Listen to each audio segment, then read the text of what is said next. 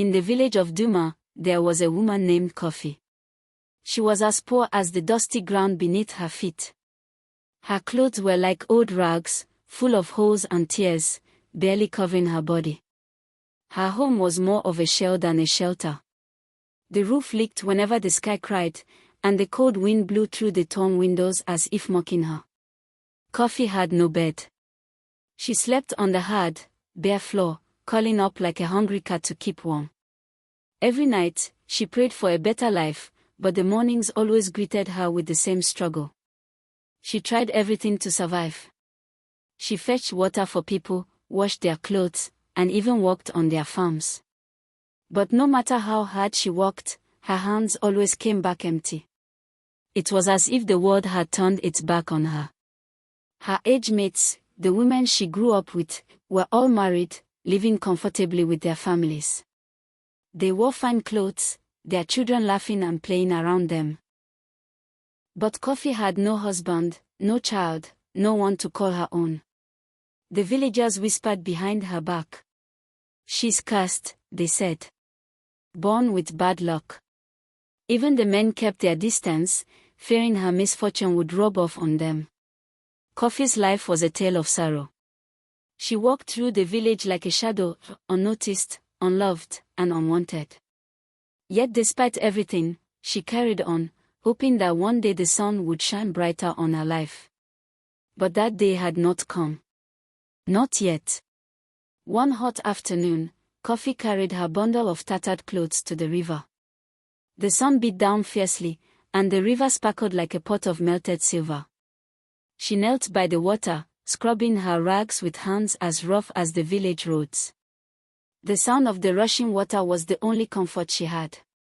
As she washed, she heard the soft rustle of footsteps behind her.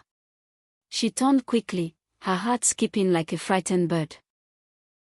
There, standing tall and proud, was a woman dressed in clothes so fine they seemed to belong to a queen. Her skin glowed, her jewelry sparkled, and her smile was as sharp as a knife. "Good day," the woman said, her voice smooth like honey. Kafi blinked, unsure if she was dreaming. "Good day, Ma," she replied, her voice barely above a whisper. The woman stepped closer.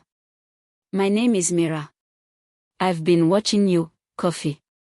I know your struggles." Kafi's eyes widened. How did this stranger know her name? Mira smiled, as if reading her thoughts. "I have a business for you. It's simple, and it will change your life."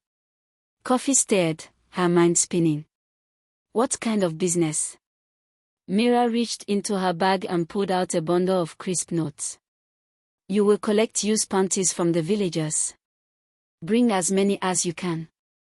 For every load, I will pay you handsomely." Kafi's jaw dropped. "Panties?" she asked, confusion thick in her voice. "Yes," Mira said firmly. "Don't ask questions.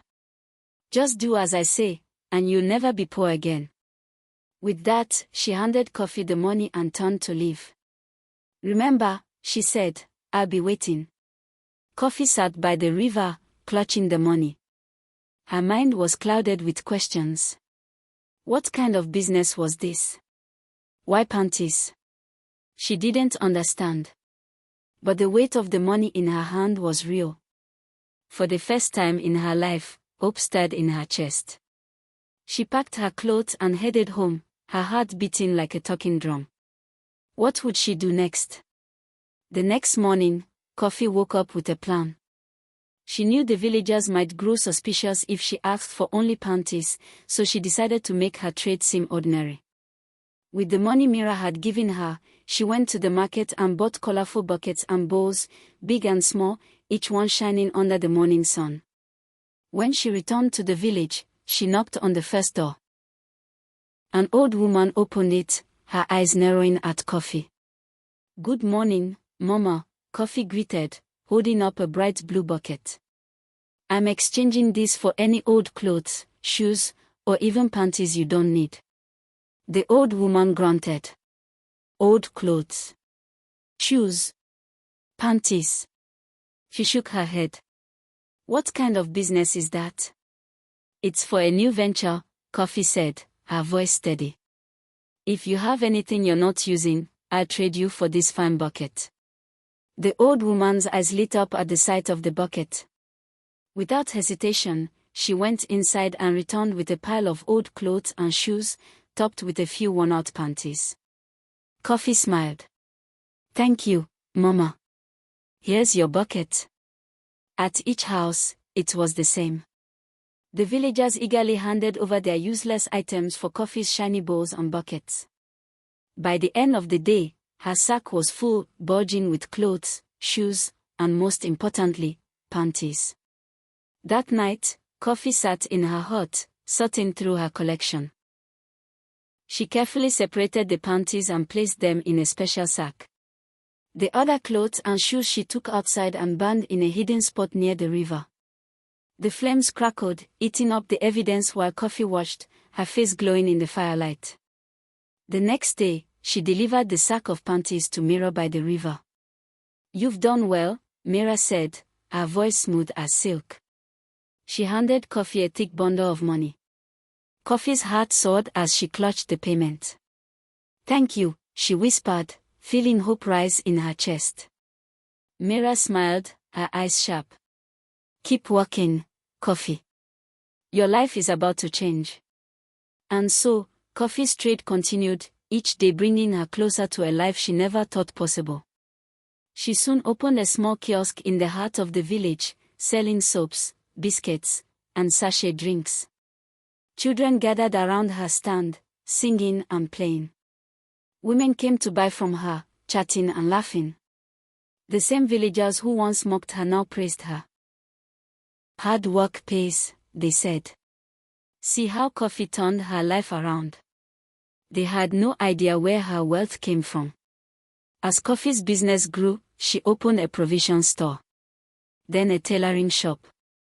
She bought land and built a proper house, painted a soft cream with flowers in front.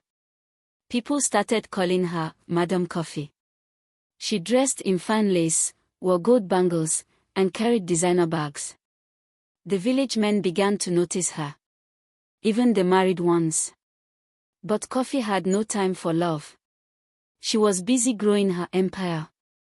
And every week, she met Zara at the river, handing over sacks of panties and receiving stacks of cash. One day, a woman named Zoe came to Kafi's shop. She was pale, sweating, and shaky. Kafi, she whispered. Have you heard what's happening? Kafi looked up.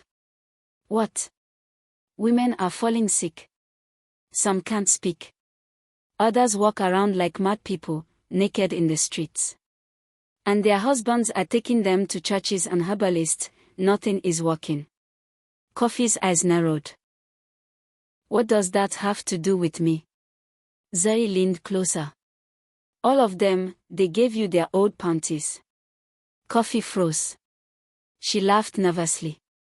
It's just a coincidence. You're reading too much into it.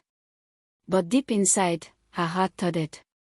Later that night, she went to the riverbank to meet Mira. Mira wasn't smiling this time.